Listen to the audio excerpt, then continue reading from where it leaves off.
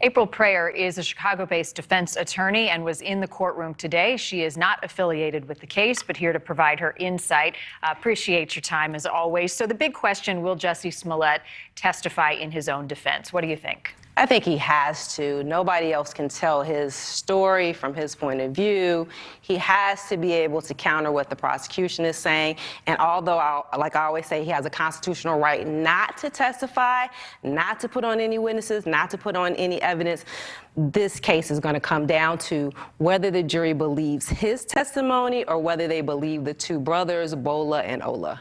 So it's based he said versus he said, or there's a lot of video evidence. The prosecutors are going to use that. How heavily will they try to use that in their favor in this case? I think that's largely the prosecution's case, is that they have phone records and they have text messages and they have surveillance videos, but the question is, what does it really show? It shows that Bola and Jussie knew each other, that they had some sort of a friendship, but it doesn't show some master plan being hatched in text messages, or at least from what I heard during opening statements today. So I think that they'll use the video, because the actual attack, the prosecution did say, Mr. Webb did say, is not on video. So you see the brothers, I guess, in the vicinity. You see Jussie as he's coming in or out of the subway. I'm not sure, because we weren't able to see the video footage from where we were seated in really outside of the courtroom, peeking through the door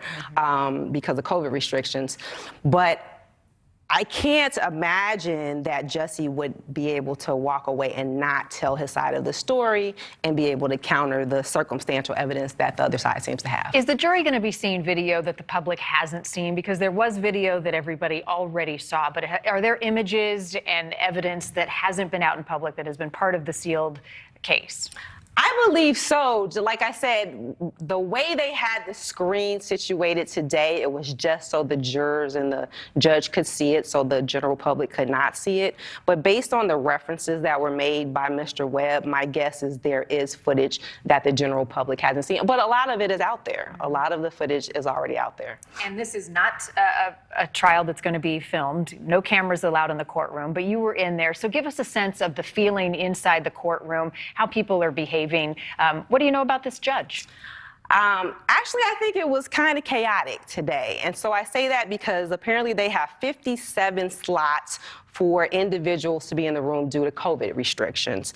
And there were 27 slots allotted to the media, but then you have to include the 12 jurors, the 2 alternates, the judge, his staff. And with all of that being the case, they started kicking people out moments before the opening started. So I actually got kicked out, and then we were told, well, you can go stand by the side door and peek in and listen and hear. And so I'm there with a bunch of other people from the media and from the public who are all like trying to ear hustle to hear what's going on in the courtroom. So it wasn't well done at all. In general, this judge, I like a lot. I like Judge Lynn. I've known him. I've done several cases in front of him. He's fair, like most judges. He's still a character, but he's not the type who's going to insert his personality into the trial to sway the jury one way or the other. He's going to make fair rulings, and he will not allow his time to be wasted. That is one thing for sure, and he will not allow the jury's time to be wasted. Well, let's talk about these charges, what he faces, and do you expect a sentence as harsh as 3 years if Jussie Smollett is convicted?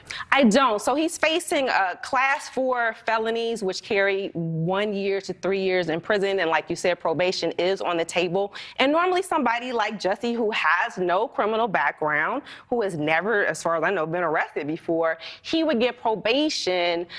This is not the type of a judge who would do what we call a trial tax, meaning I'm going to punish you for wasting my time and wasting the public's time, and I'm going to give you more prison time. I don't think that that will happen. I think worst case scenarios, he's probably looking at prison. He's probably looking at probation, not prison time. And it sounds like the judge thinks we'll have this thing wrapped up in a week. So we'll be watching it very closely. You think so? Yeah, until today I heard they have like 36 witnesses, so maybe not.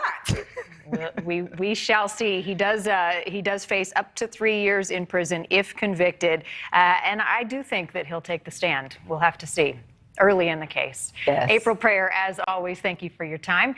Thanks for watching. Click the red subscribe button below so you can get more of NewsNation's fact-driven, unbiased coverage.